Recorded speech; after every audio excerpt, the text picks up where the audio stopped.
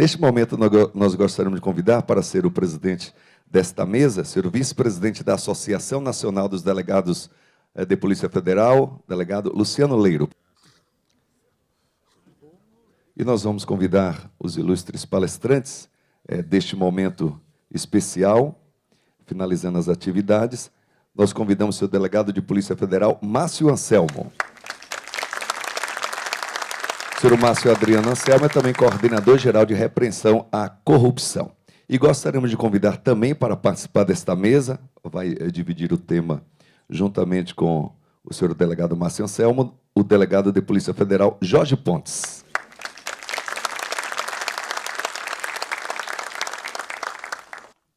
Seu delegado Luciano Leiro, com a palavra.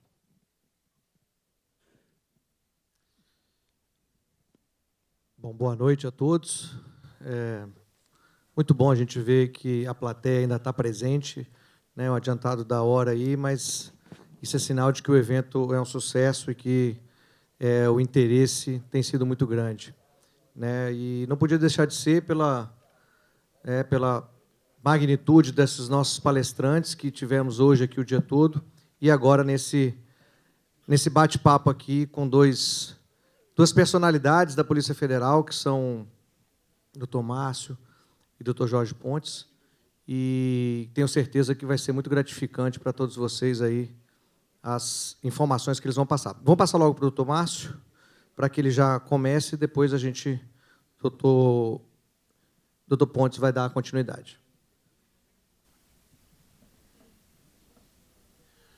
Bom, boa tarde. Primeiro, eu queria agradecer aqui ao Leiro pelo convite, ao Rony pela oportunidade. Fazia um bom tempo que eu não vinha para Salvador, e agora no quarto ano do simpósio, eu consegui vir. Foi bem corrido, mas, mais uma vez aqui, agradecer ao Rony pela oportunidade de estar aqui. Bom, só para começar, já de cara, o Rony acabou me colocando numa enrascada, porque eu tinha uma ideia de um tema e ele me jogou um outro, mas como missão dada é missão cumprida, aí o tema ficou...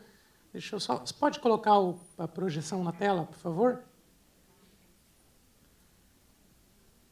E aí a ideia aqui foi falar basicamente sobre mitos e verdades. Essa foi a ideia no combate à corrupção. E aí, quando o Rony me colocou essa enrascada, eu comecei a pensar em um mito que pudesse, de certa forma, sintetizar o momento que eu comecei a pensar isso há algum tempo atrás, faz algum tempo que a gente já estava discutindo a ideia. Ele me jogou esse desafio tem uns 3 meses, aí, talvez, por aí, e aí surgiu a ideia do mito. E aí eu acabei, acho que o que mais tem relação aqui é a história do Sísifo. Para quem conhece aí um pouco de mitologia, era uma figura que aprontou muita coisa aí. Depois, quando ele morreu, ele recebeu o castigo de pegar uma pedra, subir uma montanha com uma pedra, por toda a eternidade ali. Ele subia a montanha com a pedra e, quando ele estava quase chegando ao topo, a pedra rolava, ele voltava à base e começava tudo novamente. E assim ele perdurou por todo o período ali, nesse trabalho árduo de subir a montanha com a pedra rolava, e essa é basicamente ali, tem uma série de antes e depois do mito do Sísifo, mas essa é a história dele.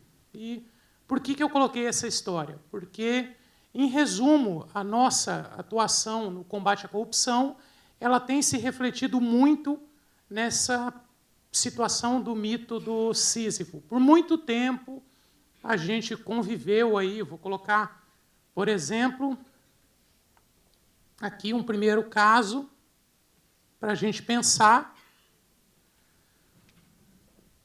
Talvez o primeiro mito a ser quebrado, a ideia de que a corrupção surgiu ou é algo recente. A gente tem um caso aqui, em resumo, que Polícia Federal, numa operação, encontrou documentos que indicavam cartel, empresas que numa busca que recebiam porcentagem de obras e assim por diante, só que isso dá a impressão que é matéria do jornal do dia anterior. Só que a gente está falando aqui de 93. Então, talvez o primeiro mito a ser quebrado aqui é que a corrupção não começou hoje, não começou ontem, ela vem de muito tempo atrás. E quando a gente começa a pensar nessa ideia de subir com a pedra voltar e a gente continuar nesse caminho, a gente passou por muita coisa. Quem vai se lembrar aí lá de trás, período da época do caso Banestado, uma série de situações ali que poderiam... Foi um caso, sem dúvida, um caso de sucesso, mas que poderia ter avançado mais.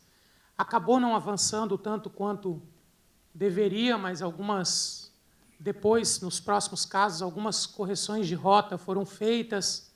Depois, aqui, um outro exemplo da pedra, que a gente subiu até um bom tempo aí, Castelo de Areia, o Sísifo subindo com a pedra lá no alto, e, infelizmente, depois acabou não chegando num resultado satisfatório.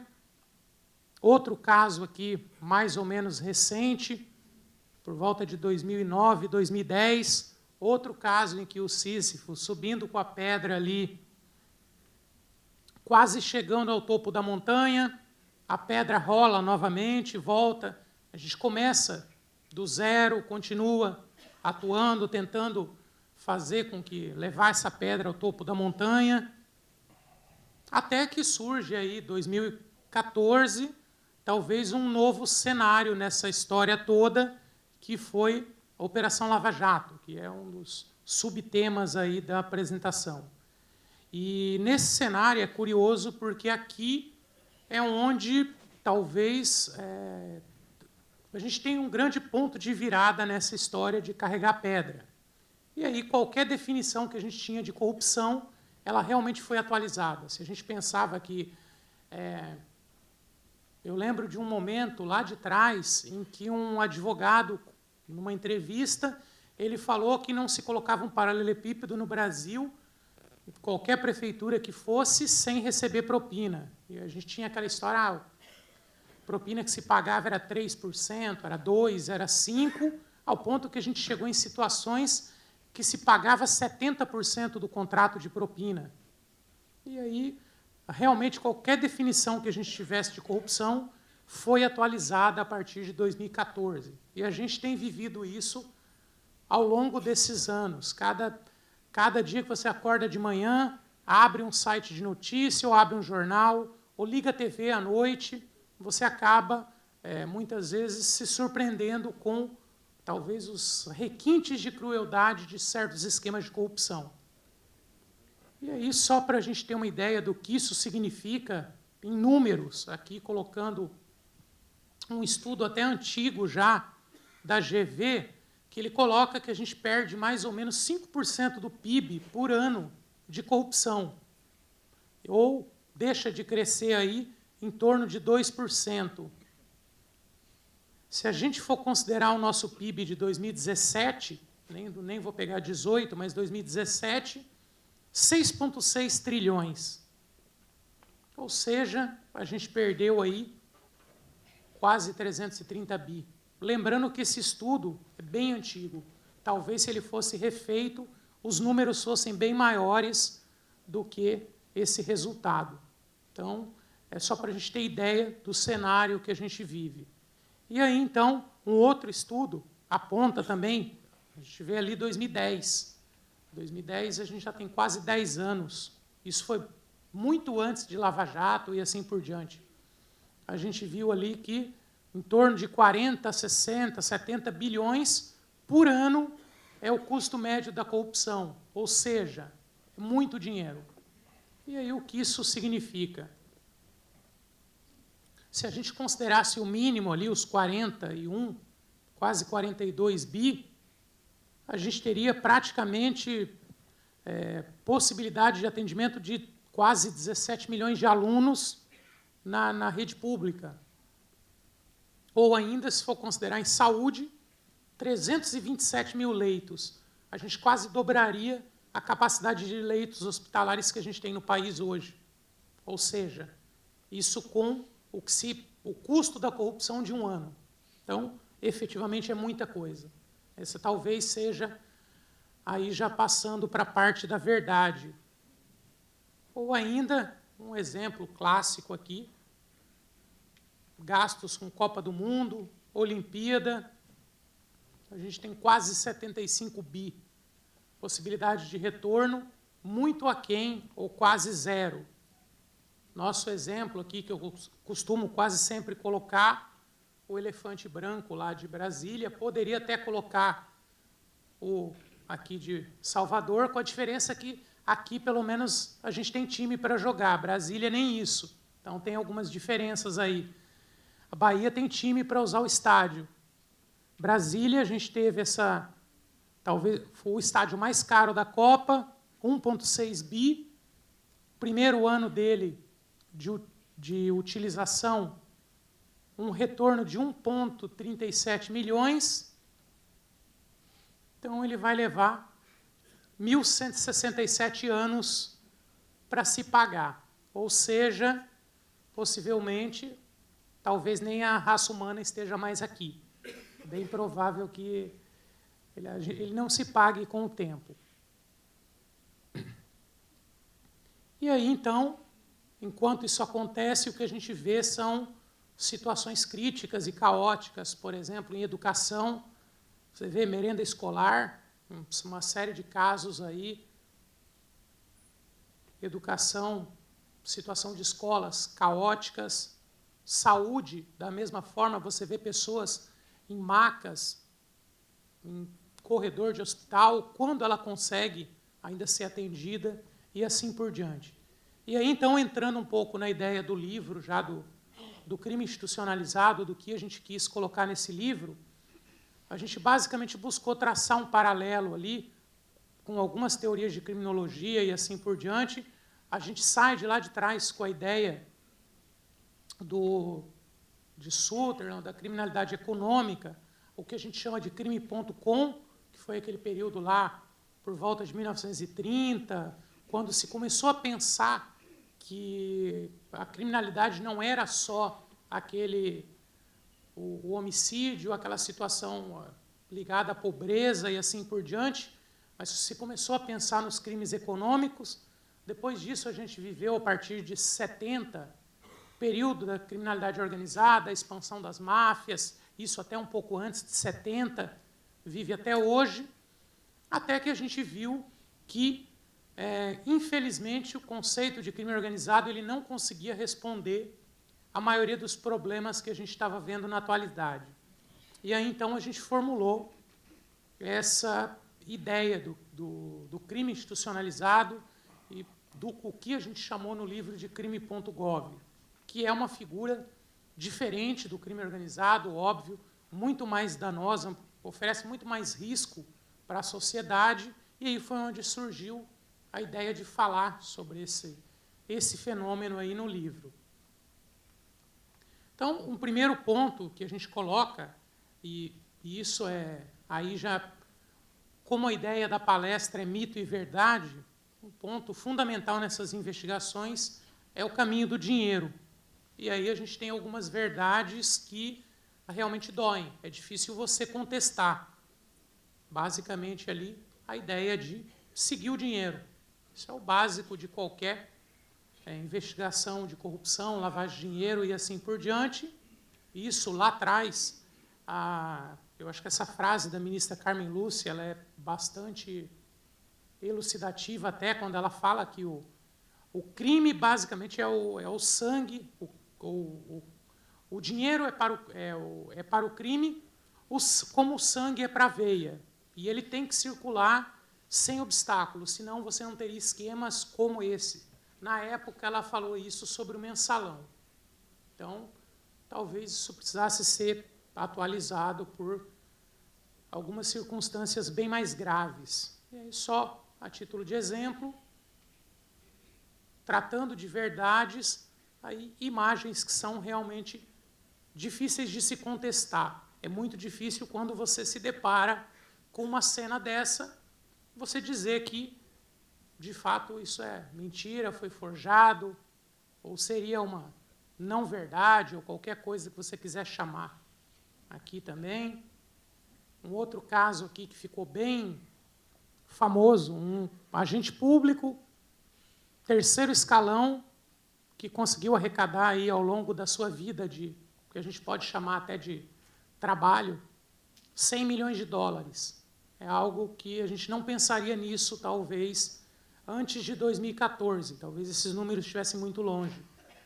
E esse dinheiro não foi uma mera... O sujeito não simplesmente falou.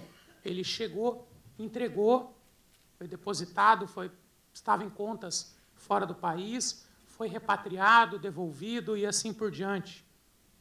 Um outro exemplo, quando a gente acredita que não vai mais se surpreender quando os 100 milhões de dólares era algo que não seria ultrapassado, a gente vê, por exemplo, uma empresa que comprou um banco para distribuir propina.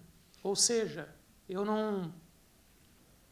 está muito difícil conseguir fazer os pagamentos, os gerentes estão me atormentando, eu vou ter meu próprio banco, que é uma alternativa melhor para poder trabalhar. Eu tenho meu banco, não vou ter aquele gerente chato querendo saber porque eu estou movimentando X, Y para A ou Z, então eu compro um banco. Aqui também, não poderia deixar de colocar essa imagem bastante emblemática, 50 milhões de reais num apartamento. Acho difícil contestar essa verdade. Difícil você dizer que isso aqui é outra coisa que não o que a imagem mostra. Então, é aquela velha história de que é difícil você contestar uma imagem como essa. Ou ainda, quando a gente acha que talvez comprar o banco fosse o máximo que uma estrutura criminosa pudesse chegar, você descobre que não só o banco, eles tinham um banco central da propina, uma estrutura que agregava uma série de outros criminosos ali, formando um banco central paralelo, uma estrutura ali que movimentou quase 2 bilhões de dólares. Então, a gente vê que essas estruturas criminosas elas conseguem sempre se superar. E, novamente, difícil você contestar uma imagem dessa, uma realidade dessas. E foi onde a gente chega na nossa figura aqui do crime institucionalizado, esse ser que a gente encontrou ali ao longo das nossas vidas e que a gente decidiu contar mais ou menos no livro e falar sobre ele, o que ele significa, como a gente encontrou e assim por diante. Aí, agora eu passo para o Pontes continuar aí a ideia do nosso novo animal. Bem, boa tarde a todos. Gostaria de agradecer ao Dr. Rony, ao Dr. Paiva, a oportunidade de estar aqui conversando sobre esse tema tão importante, tão atual para nós brasileiros. E, enfim, obrigado pela presença de todos. Bem, o que nós vislumbramos com essa teoria, entre aspas, né, do crime institucionalizado, a gente faz uma figura, uma metáfora, como se fosse um explorador, um naturalista, andando por uma floresta e acostumado a ver os animais que ali habitavam, e uma floresta, digamos, uma floresta equatorial, tropical, e, de repente, ele se depara com um novo animal. Esse animal ele se alimenta de forma diferente, ele se reproduz de forma diferente, ele é resistente à munição usual, enfim. E essa é exatamente a sensação, a impressão que nós, policiais federais, sentimos quando observamos os alvos, a dimensão dos alvos, o esquema, as plataformas do que foi alvejado pela Operação Lava Jato. O crime institucionalizado é, de fato, algo diferente, um novo animal da criminologia e em relação às dificuldades que o aparato repressor oficial encontra. Bem, então, nós tentamos definir o que... colocamos uma definição no livro. Quer dizer, o livro, é bom que seja dito, o livro não é um livro jurídico, longe disso. Nós escrevemos um livro para que uma dona de casa, para que um estudante de medicina, para que o dono de uma banca de jornal, um motorista de táxi, consiga entender. Nós traduzimos a nossa visão, as nossas reflexões, trouxemos algumas experiências que nos apontavam a existência desse crime. Então, o livro tem essa pegada E o objetivo do livro é exatamente isso, é traduzir o que nós, policiais federais, observamos quando no encalço desses criminosos que capitaneavam o crime institucionalizado, para a sociedade brasileira entender melhor o tamanho do desafio que nós estamos enfrentando. Então, nós tentamos uma definição. São os crimes perpetrados por um grupo de elementos nucleares, não são marginais, em relação ao poder público e o establishment estatal, empresarial e social. Esse crime lança a mão de forma estruturante, ele não é estruturado. Lança a mão dos arcabouços governamentais e da oficialidade, sobre as quais detém comando, implicando na detenção de poder e capacidade de influência e transversalidade, consubstanciados na tomada de ações formais, todas eivadas de legalidade, sobre mais de um dos 3 poderes da República. Então, essa seria uma tentativa de definir o que é o crime institucionalizado. Obviamente, o livro lança isso, e esperamos, inclusive, que isso seja aperfeiçoado por outras leituras sobre esse tema. Bem, esse slide é o slide mais didático. Eu costumo dizer nas palestras que a gente dá nas universidades que, depois desse slide, a gente poderia até terminar a apresentação. As diferenças básicas do crime institucionalizado para o crime organizado. O crime organizado é titularizado por marginais. O institucionalizado é titularizado por nucleares. Nós não podemos chamar esses atores do crime institucionalizado de marginais. Não estão à margem da lei, não estão à margem do poder, pelo contrário, estão dentro do poder, inclusive elaborando as leis que os defendem e que inibem aqueles que os investigam.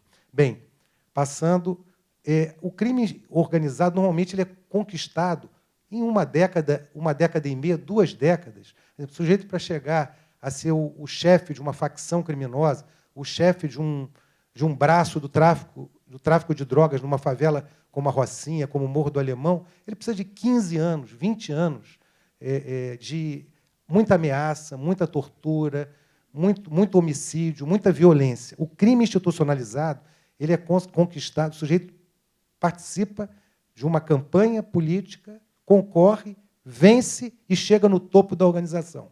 A conquista da posição do crime institucionalizado é por intermédio de uma eleição, é o processo eleitoral. Há um shortcut, um atalho, e nós chamamos de criminalidade sufragada. Bem, o crime organizado normalmente é levado a efeito por clãs étnicos, familiares, enfim, é a máfia italiana, é a máfia dos Balcãs, a máfia chinesa, máfia russa, atuando no mundo inteiro, nos Estados Unidos, na Europa Ocidental. E o crime institucionalizado, ele se apresenta, as organizações se apresentam divididas por partidos políticos. O partido político é a unidade, é a família do crime institucionalizado. E também, hoje em dia, nós vemos o aspecto familiar também imperando nessa questão. O crime organizado ele tem um arcabouço estruturado. Se 2, 3 pessoas resolvem agora fazer uma conexão de drogas, de cocaína, da Colômbia, passando por São Paulo, indo para a Península Ibérica, eles vão pensar em rota, eles vão ter que estruturar rotas, estruturar proteção armada ao traslado dessa droga, eles vão ter que pensar em compradores no exterior, intermediários, em fórmulas de lavagem de dinheiro, em lavadores, enfim, eles vão ter que estruturar. O crime institucionalizado, ele é estruturante, ele já tem toda o arcabouço, todas as plataformas, o diário oficial, a hierarquia do serviço público, a oficialidade. Ele não precisa estruturar nada, ele é estruturante, pelo contrário. O crime organizado, normalmente, ele viceja, ele se fortalece a partir de omissão das autoridades. Em determinado momento histórico, as autoridades se omitem aqui e acolá, a própria sociedade se omite também, e aí nascem braços do crime organizado, novas modalidades de crime organizado. O crime institucionalizado ele nasce da ação positiva das autoridades. Ele é craneado e, assim, ele é posto em prática. O crime organizado ele tem a sua atividade central ilegal, tráfico de drogas, de armas, tráfico de pessoas, tráfico de espécies ameaçadas da fauna e flora silvestre, enquanto o crime institucionalizado é a atividade central legal. É um evento, um mega evento esportivo internacional, são as empresas públicas, Petrobras, é o Banco do Brasil, os Correios, normas, venda de normas, de leis, e até aluguéis de grandes prédios públicos, de grandes imóveis, de prédios para órgãos públicos. Enfim, o crime organizado ele conta com apoio de agentes infiltrados. No crime institucionalizado, os agentes são nomeados. Logo, o crime organizado tem como suporte as armas pesadas, para garantir as suas posições e tudo mais. O crime institucionalizado, o grande suporte é a caneta e o diário oficial. É o maior instrumento do crime institucionalizado.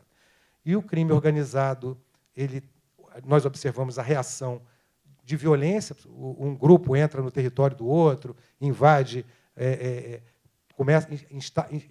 compra um cassino numa área que é de um, começa a vender droga numa área que é do outro. O crime institucionalizado, a reação do organizado é violência. São as vendetas conhecidas da máfia, como tem as vendetas agora no Brasil, com os grandes grupos criminosos, as facções. O crime institucionalizado é o que nós estamos vendo nesse momento na sociedade brasileira. São as grandes vendetas legislativas e administrativas. São tomadas de decisão por parte do parlamento como vendeta, para acuar, para inibir o aparato oficial repressivo do Estado. Então, nós temos as vendetas legislativas e também as vendetas administrativas. E lá em cima temos algumas vendetas também do Poder Judiciário. Enfim, o crime organizado ele divide a sua área em quadrantes, em esquinas, determinado braço do jogo do bicho vende apostas no Leme, na Praça do Lido, no Copacabana até o posto 6, enquanto outra vai do Arpoador até o Leblon, e a outra vai ao Flamengo, Catete, Largo do Machado, e aqui a mesma coisa, só que a repartição são ministérios, diretorias, cargos, enfim, instituições que têm grandes orçamentos públicos. Enfim, essa questão do estruturante, do estruturado, nós já vimos no exemplo anterior. A grande diferença a gente coloca como exemplo no livro, como se fosse um barco.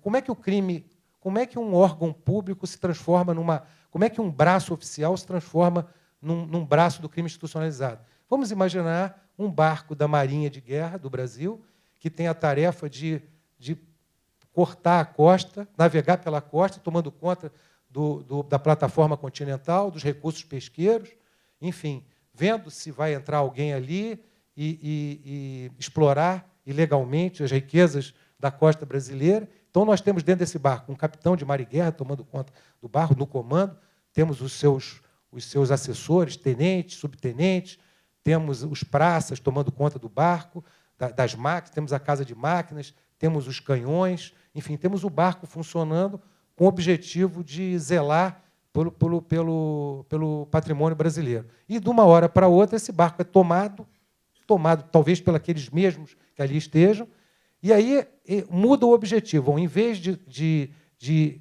fazer uma ronda pela costa brasileira, nós vamos agora pilhar. Vamos pilhar o patrimônio, a plataforma submarina, a plataforma continental, os recursos pesqueiros, vamos pilhar outros barcos que passam por aqui. Só que eles não mudam, eles continuam com a mesma hierarquia, utilizando os mesmos canhões, a mesma casa de máquina, os mesmos uniformes, e, o pior, eles não mudam o pavilhão do barco. Eles não botam um pavilhão da caveira e os dois ossos cortados, o pavilhão pirata. Eles mantêm o pavilhão nacional. E é esse que é o grande problema. Eles operam toda essa criminalidade sob o manto da oficialidade.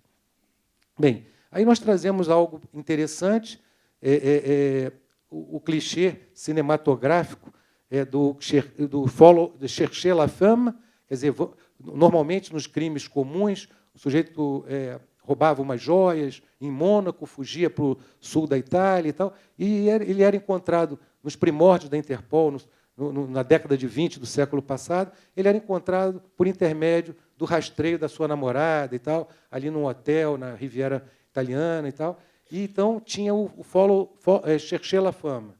E depois, como o doutor Márcio falou, o crime mais sofisticado, o crime do grande lucro, a criminalidade organizada, que, na verdade, o crime só se organiza em função do grande lucro. O gatilho para a organização de qualquer núcleo criminoso é a obtenção de grande lucro. Sem o grande lucro, o criminoso não se organiza.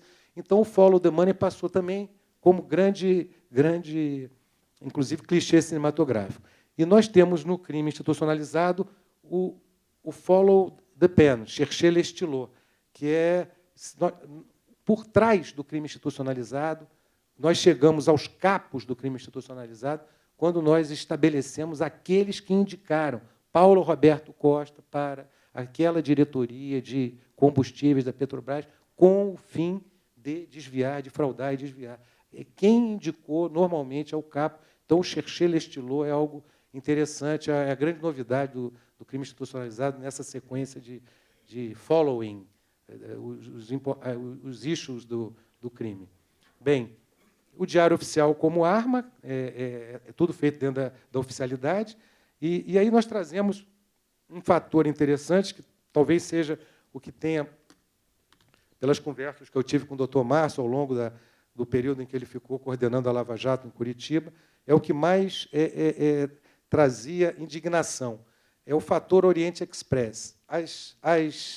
As fraudes, elas não param, mesmo com toda a persecução, toda a investigação, toda a sequência de três dezenas de operações à época. O doutor Márcio talvez tenha coordenado as primeiras 3 dezenas de operações da Lava Jato, as 3 dezenas de fases da Lava Jato.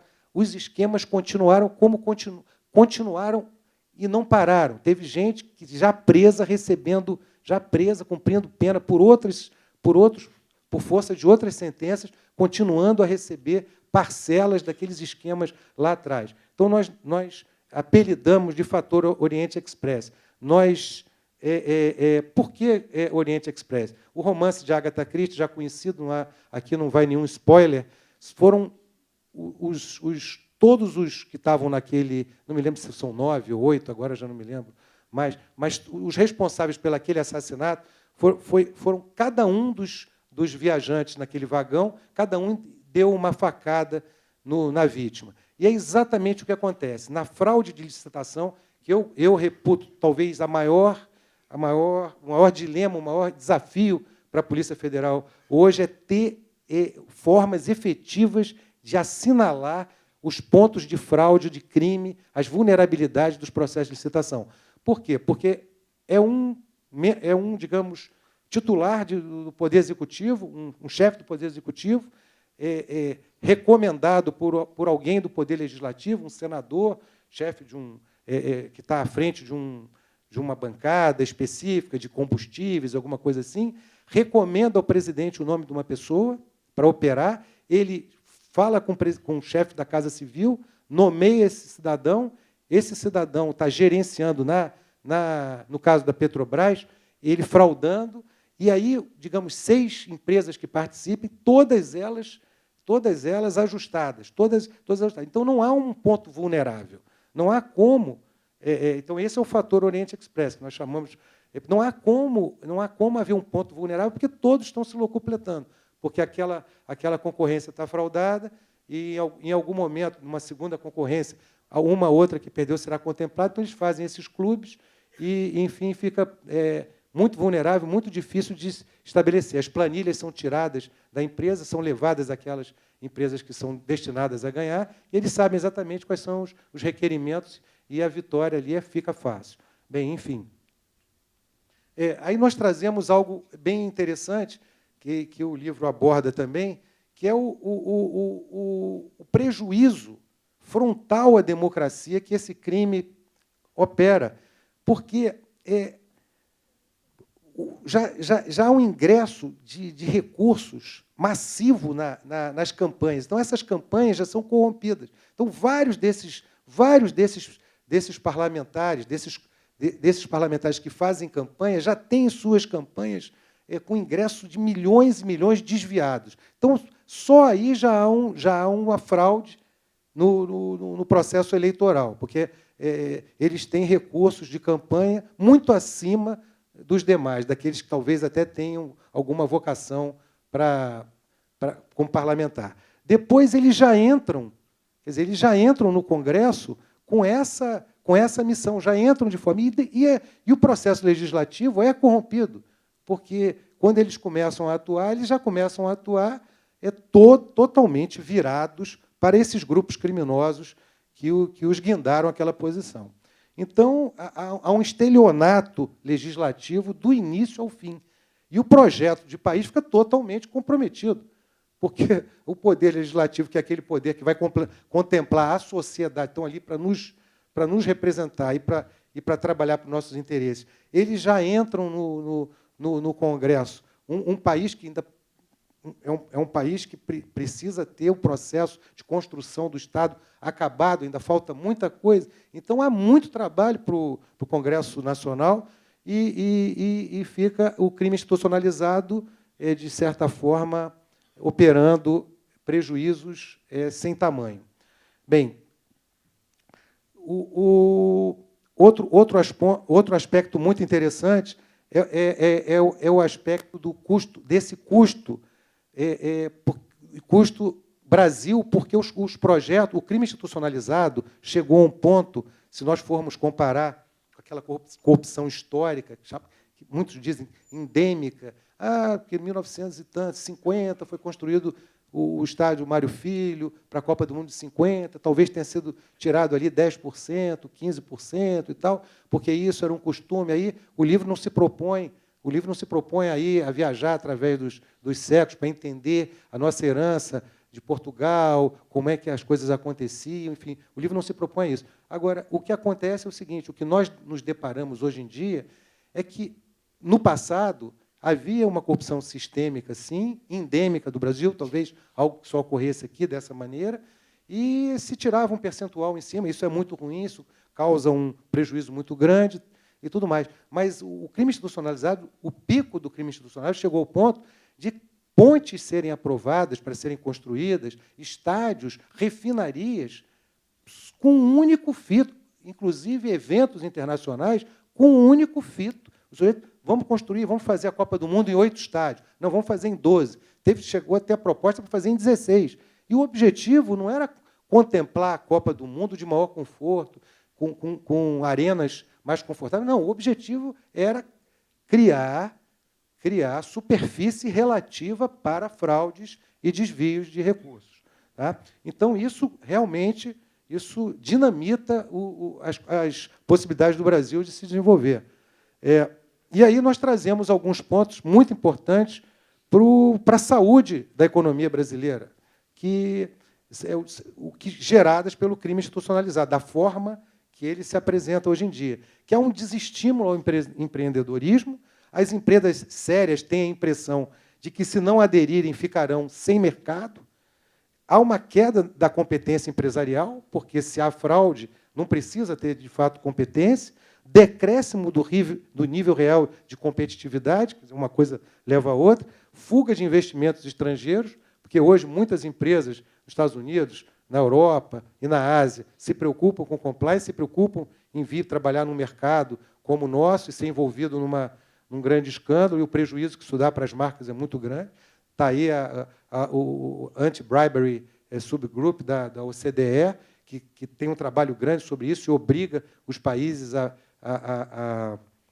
enfim, a reprimirem a corrupção praticada pelos seus empresários, pelos seus nacionais. Enfim, causa uma inexistência de cultura de compliance, que até então o compliance no Brasil era uma atividade para inglês ver.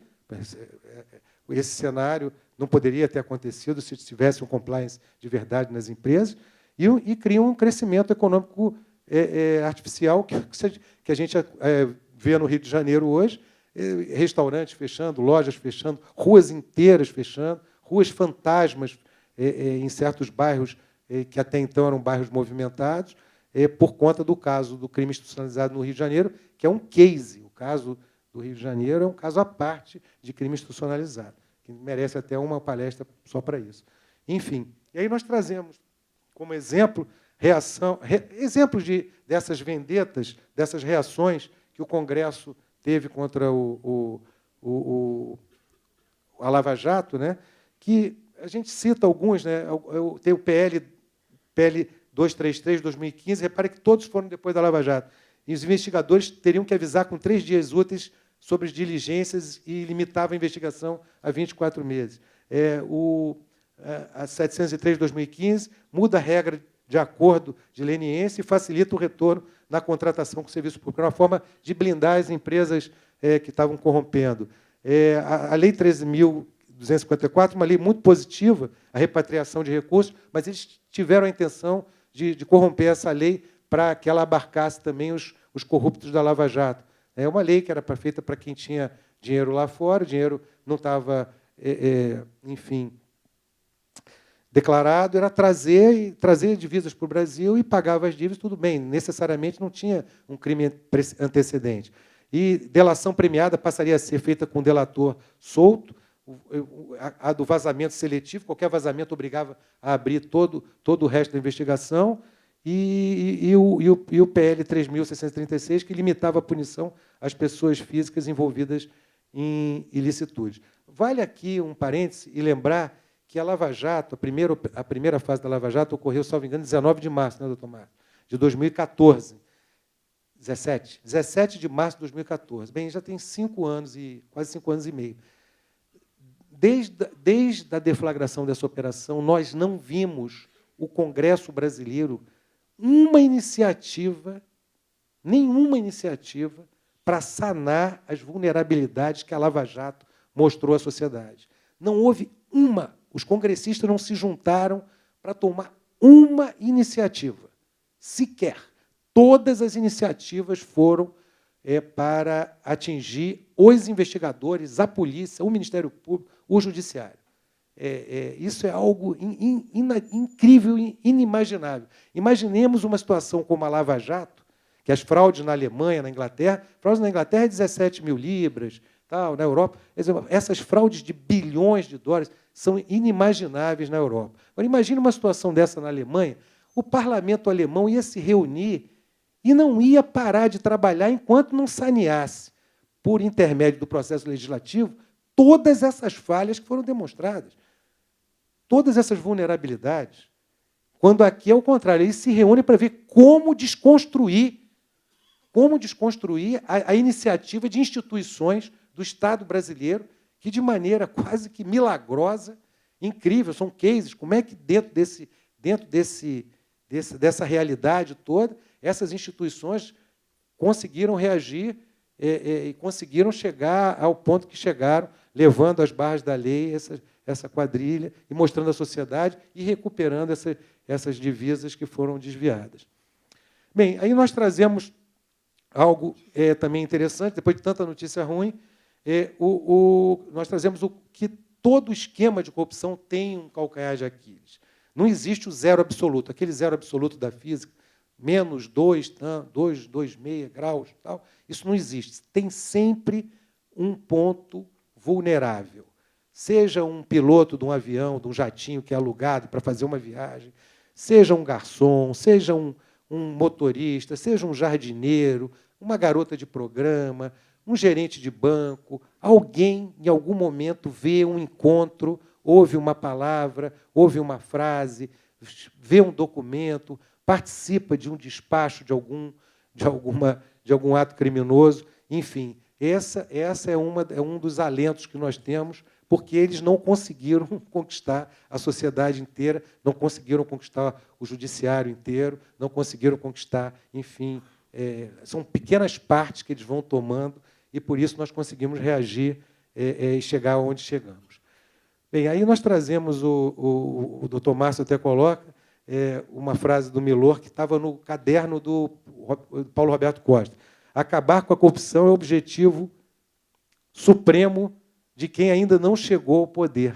É bem interessante essa frase, né? Dá para a gente refletir bastante sobre isso, né? Nesse momento especial. Enfim. Um momento de corrupção estrutural, sistêmica e institucionalizada. Na verdade, o Brasil vive uma epidemia em matéria de criminalidade. pode ser dividida em 3 categorias. A criminalidade comum, que é a que assusta o cidadão comum, que é o assalto à mão armada, ou o estupro, ou o estelionato. A criminalidade organizada, representada pelas facções criminosas ligadas ao tráfico de drogas, ao contrabando de armas e às milícias. E a terceira é a criminalidade institucionalizada, como 2 delegados que atuaram na Lava Jato, Jorge Pontes e Márcio Anselmo, bem explicam num livro chamado Corrupção.gov, que é a corrupção que se pratica dentro das entranhas do Estado pelos agentes públicos que deveriam servir à sociedade. É no âmbito da criminalidade institucionalizada que se situa a corrupção estrutural e sistêmica que ocorreu no Brasil. E, portanto, penso que nós não podemos interpretar a Constituição e a legislação sem levar em conta a capacidade institucional dos órgãos da Justiça de adequadamente enfrentar este problema que dramaticamente ainda assola o Brasil. A corrupção é estrutural e sistêmica porque está em toda parte. Passa aí, Márcio, por favor. Tá bom. Passa. Bom, então, a ideia do livro foi justamente trazer esse... A ideia do livro... e eu gostaria até de fazer uma correção. O ministro Barroso coloca, alguns jornalistas colocam, 2 delegados que trabalharam na Lava Jato. Quando a Lava Jato rodou, eu já estava aposentado. Quem trabalhou na Lava Jato foi o meu colega Márcio Anselmo, colega e amigo e parceiro de livro. Então, eu não trabalhei na Operação Lava Jato, fui apenas um cidadão que ali aplaudia, né? E, embora fosse o Márcio meu amigo e tudo mais, a gente conversava muito, mas, enfim, não trabalhei na Lava Jato, isso é um equívoco, todo mundo coloca isso aí, merece reparo. E eu gostaria de trazer o seguinte, o livro, quando nós escrevemos o livro, na verdade, o livro é um transbordar. Por que você escreveu esse livro? Eu não escrevi o livro. A gente transbordou de indignação. Eu tinha chegado no final da carreira, 33 anos trabalhando na Polícia Federal. Eu vim, depois, ao longo da Operação Lava Jato, eu um pouco antes, até quando eu saí do meu último posto, fui até no exterior, aquilo veio claro para mim, esse retrato do Brasil que a gente traça no livro, veio de forma muito clara. E o Márcio, os colegas dele, o doutor Sérgio, como magistrado, os companheiros do Ministério Público, os desembargadores do Tribunal Regional Federal de Porto Alegre, enfim, todos eles tiveram essa leitura, todos eles participaram disso e trouxeram à sociedade essa visão. Então, a nossa obra ela tem esse condão de desabafo. É a minha Brumadinho pessoal. Aquilo transbordou tudo aquilo que a gente viu a carreira inteira e tudo mais. Então, no livro, a gente traz, como eu tenho um tempinho aqui, no livro a gente traz a gente faz uma metáfora sobre como foi o processo de descoberta do que estava por trás de tudo que a gente percebeu, e a gente não tem a irresponsabilidade de apontar o dedo para esse ou aquele partido. O crime institucionalizado é uma construção das últimas décadas. Ela não foi um partido, foi a elite política, por conta de dormidas que a sociedade deu, de omissões da própria sociedade, que agora espero não ocorram mais. Mas aí a gente construiu uma metáfora, que é a metáfora do conhecimento, como nós fomos conhecendo. Eu gostaria de terminar a minha parte, o doutor Márcio volta a falar, essa metáfora que nós encaminhamos para a editora e ela publicou determinado trecho do livro. Hoje, fazendo uma retrospectiva das nossas carreiras, percebemos que, em várias oportunidades, entramos em contato, fomos literalmente tocados pelo crime institucionalizado e pressentimos, como quem pressente uma assombração, a presença sombria dessa entidade. Ele, de fato, nos bafejou aqui e ali, deixando pistas inequívocas da sua existência. Contudo, nessas situações, não o identificávamos como tal, pois de tão gigantesco nunca logramos uma visão suficientemente distante para entendê-lo em toda a sua amplitude. Enfim, para assinalarmos como ele de fato se dimensionava.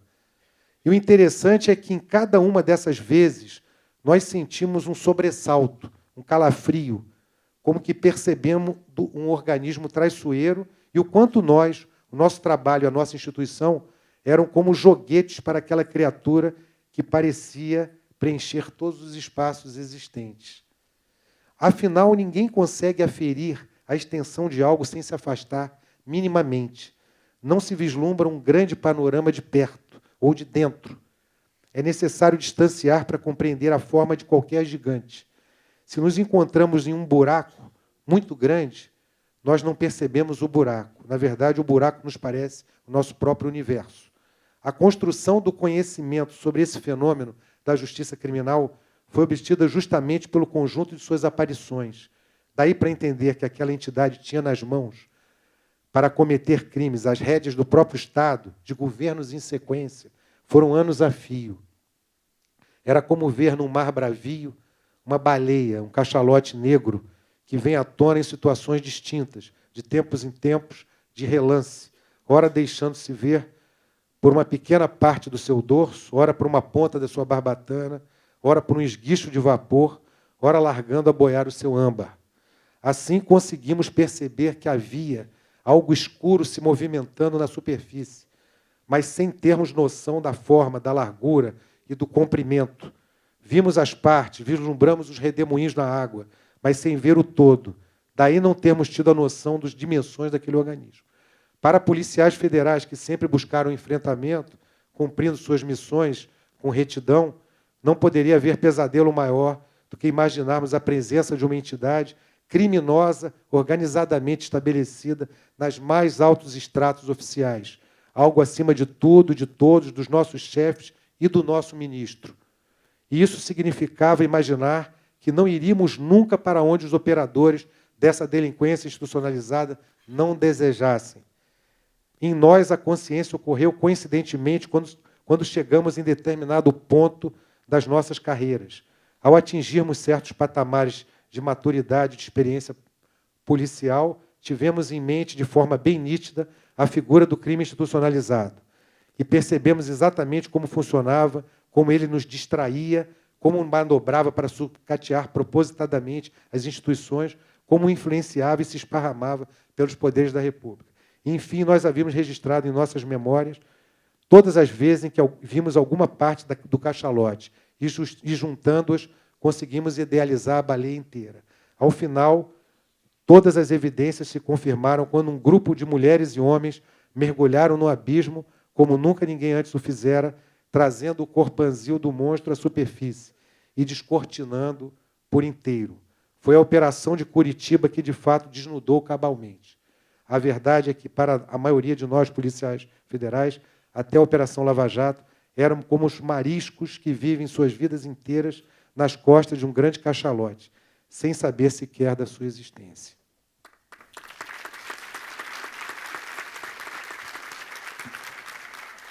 Pois não. E só para terminar aqui, eu acho que a gente começou falando do mito lá do Sísifo, que ele subia toda hora com a pedra na cabeça e a maldição dele era que ele subia, a pedra acabar voltando ao zero e ele subir novamente. E talvez isso reflita muito do que a gente está passando na atualidade.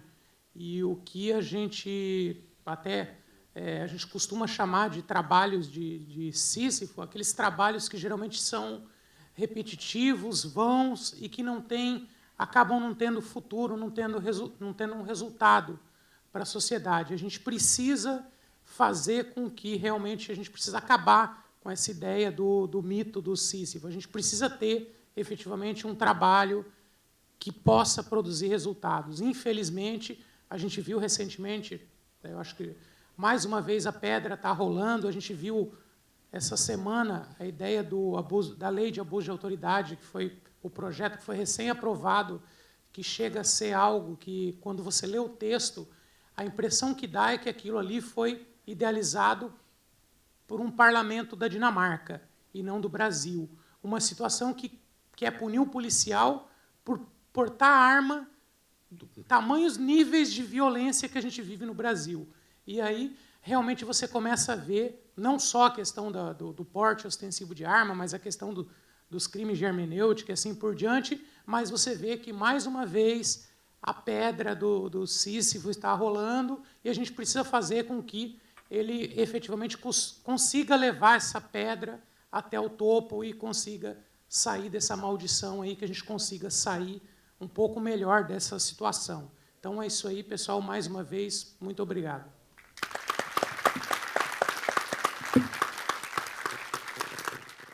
Muito bem. Doutor Pontes, eu achei que se eu fosse ler o livro todo, o pessoal não ia comprar aqui mais o livro.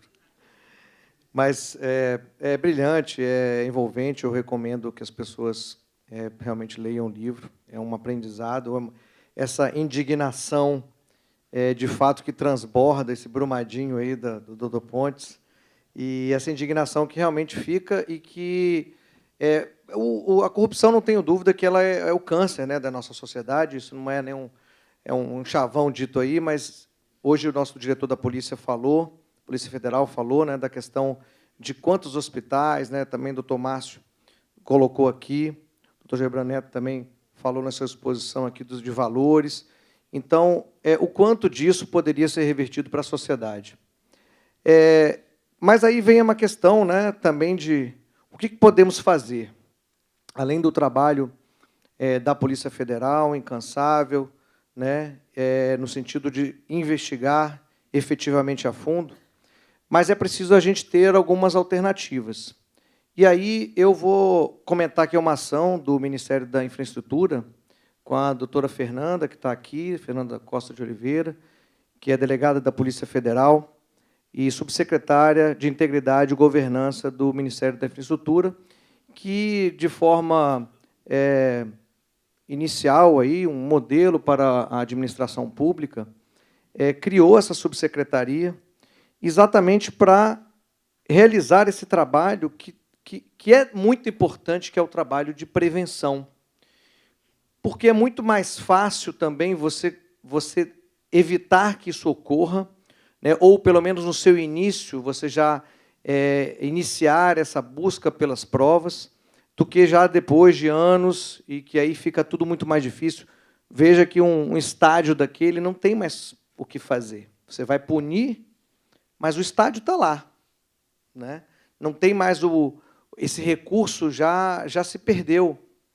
Então, é preciso a gente fazer esse trabalho, que entra muito nessa questão também do compliance. O doutor Pontes falou uma coisa muito importante, né?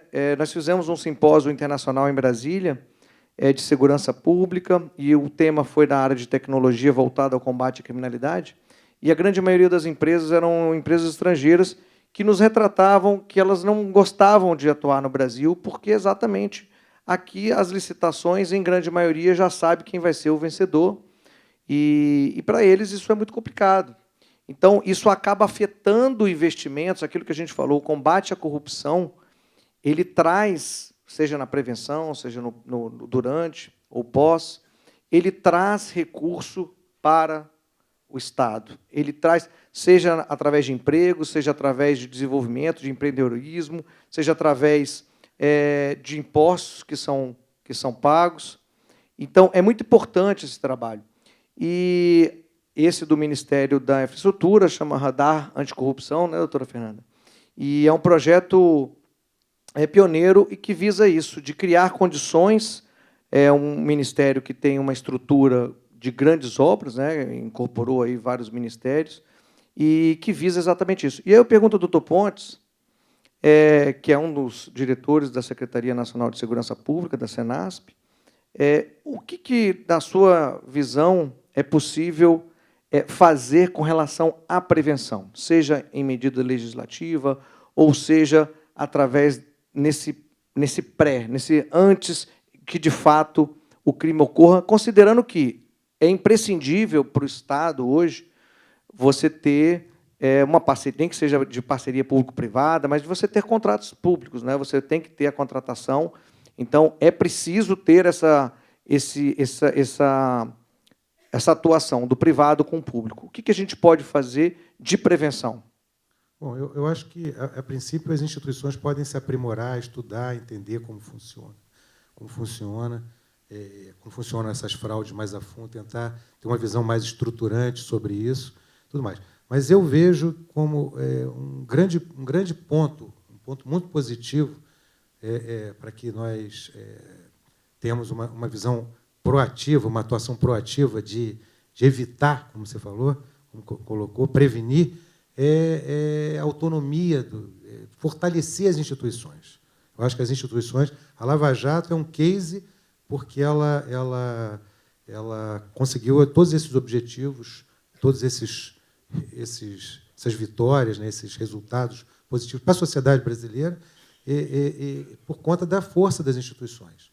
Mas eu vejo, por exemplo, muito importante blindar as instituições. A Polícia Federal ela poderia ter a sua autonomia, poderia haver uma sensibilidade do Congresso e promover efetiva, formal autonomia da Polícia Federal, com mandato para diretor-geral. Acho que seria bem importante, nesse momento que nós estamos vivendo no Brasil. Acho que seria uma forma de prevenir esse tipo de mandato para diretor e autonomia da Polícia Federal.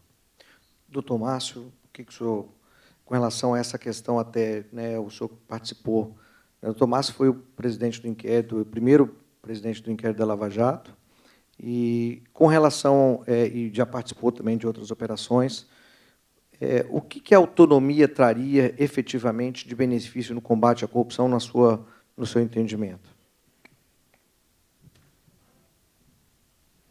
Eu acho, bom, até é curioso, porque até o Jorge não chegou a mencionar, mas a gente fala claramente, o último capítulo do livro, na verdade tem um prólogo ali, mas o último capítulo a gente apresenta algumas proposições ou alguns caminhos ali para a gente melhorar o cenário que a gente se encontra. E, entre eles, a gente fala claramente em questões básicas ali de tanto questões internas para a polícia quanto questões externas, mas uma delas é a questão de autonomia, seja ela, ou pelo menos em alguma extensão, para que a polícia possa efetivamente atuar e se blindar de qualquer interferência, qualquer mecanismo que possa limitar a sua atividade e que ela possa efetivamente ser, como ela tem sido, uma polícia de Estado, que ela possa atuar de forma mais... a gente não está falando de forma sem controle, mas que ela possa atuar com liberdade e conduzir investigações como foram feitas aí ao longo dos anos, que resultaram, talvez, em casos emblemáticos, aí, principalmente de recuperação ou repatriação de valores, como a gente nunca viu na história do país, e, efetivamente, eu acho que a autonomia teria esse condão de resgatar e de dar mais tranquilidade para que a polícia pudesse seguir o trabalho. Muito bem. Bom, nós já estamos aqui no... Você quer falar alguma coisa, doutor Pontes? Vai lá. Só complementando o que o doutor Márcio falou, a primeira intervenção dele, algo interessante. O Brasil vive, o ministro Barroso fala claramente, o Brasil vive uma epidemia de criminalidade em todos os níveis. Crime de rua, crime organizado, e ele menciona a criminalidade institucionalizada. Nós não vivemos uma epidemia de abuso de autoridade. Os nossos delegados, os nossos procuradores, os nossos juízes não estão, em sequência, cometendo abusos. Quer dizer, a impressão, essa lei do abuso de autoridade é uma reação a algo que não existiu. É uma reação a uma ação que não existiu. Nós temos chamado de Estatuto da Criminalidade. É Estatuto da Criminalidade, porque, às vezes, os absurdos estão tão gritantes que a gente não observa. O que estava acontecendo era uma epidemia de corrupção sistêmica, de crime institucionalizado. E a reação do Congresso foi como se estivesse havendo uma epidemia, como se delegados, agentes, promotores, procuradores e juízes tivessem reiteradamente abusando de suas autoridades. Pelo contrário, foi a atuação hercúlea, heróica desses policiais, que, contra todos os contratempos, conseguiram lograr êxito. Quer dizer, nunca vi algo tão descabido, tão escancaradamente obsceno como essa lei que está sendo, enfim, elaborada. É exatamente isso.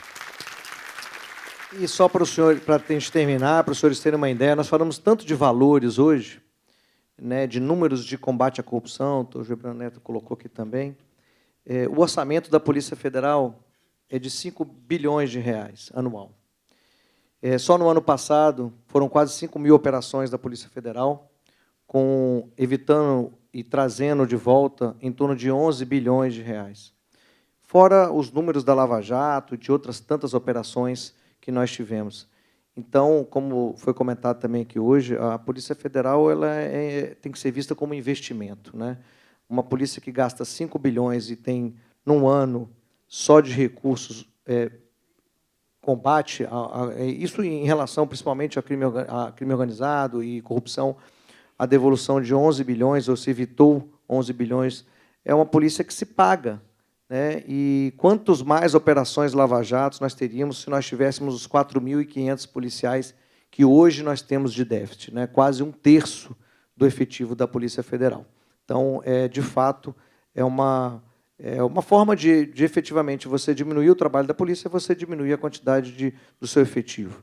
Então, é importante que a gente tenha, que a sociedade cobre, porque isso só vai beneficiar o combate ao crime organizado, o combate à corrupção. Eu quero parabenizar o doutor Paiva, né, o doutor Rony, pelo evento aqui, agradecer o convite e agradecer esses dois ícones aqui da Polícia Federal pelo belíssimo trabalho que tem feito e sucesso. Depois, aqui, na saída, vamos ter aqui ali os livros vão estar lá à disposição e para autógrafos também.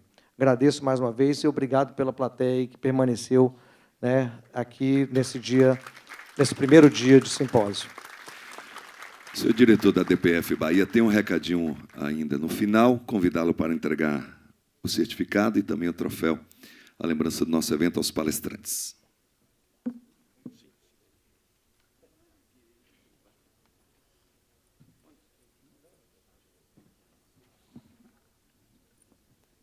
Pessoal, eu gostaria de, aqui neste momento, aproveitar a presença dos dois autores, e eles me pediram, e nós temos a honra de fazer o lançamento oficial do livro, né, Crime.gov, dos autores Jorge Pontes e Márcio Anselmo, no estado da Bahia.